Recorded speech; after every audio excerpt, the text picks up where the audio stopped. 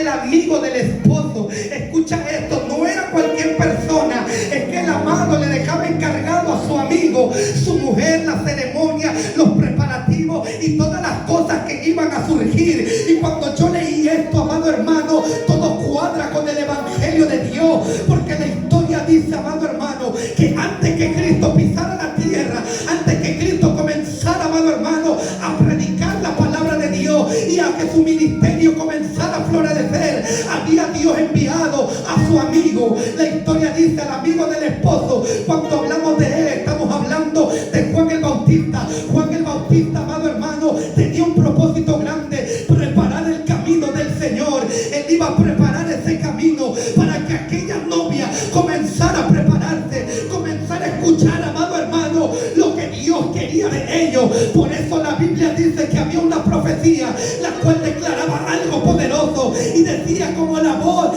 que clama en el desierto. Cuando hablaba esto, era un hombre llamado Juan que comenzó a predicar el evangelio de Dios. La historia dice que por 40 años, amado hermano, se acabó la palabra. Y cuando hablamos del antiguo pacto, la palabra se acabó. No había palabra de Dios. Había un sistema tan religioso en la tierra, amado hermano. Estaba a cargo de Caifás, amado hermano. Y ese sistema religioso, amado hermano, había, amado hermano, costumbre, había leyes en aquel lugar. Pero lo que estaba faltando era una palabra. Lo que faltaba era comunión. Lo que faltaba era una antorcha encendida. Alguien que trajera pasión a la tierra. Alguien que trajera amor, que trajera compromiso. Por eso Dios, antes, amado hermano, de que el camino del Padre enviara a su Hijo y trajera, amado hermano, una predicación poderosa, primero había enviado a su amigo.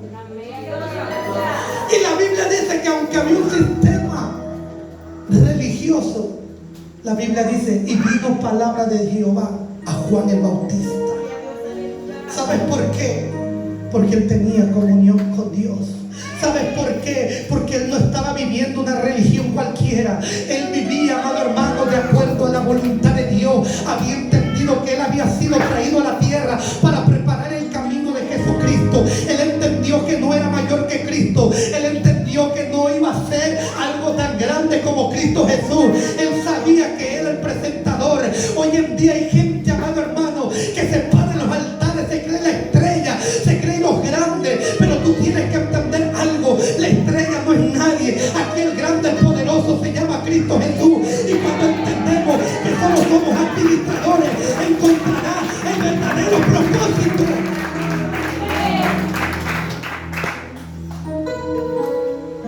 La vida de este hombre me sorprendió porque él entendió cuál era su propósito en la tierra.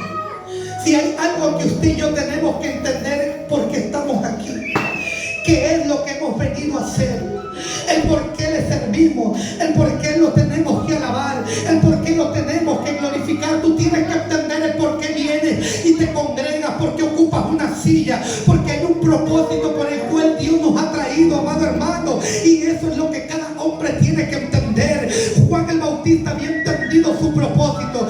Juan el Bautista había entendido, amado hermano, por qué había venido a la tierra. El problema en estos tiempos es que mucha gente no entiende por qué somos cristianos, no entiende por qué alabamos a Dios, no entiende por qué hablamos lengua, no entiende por qué Dios nos ha puesto en esta tierra.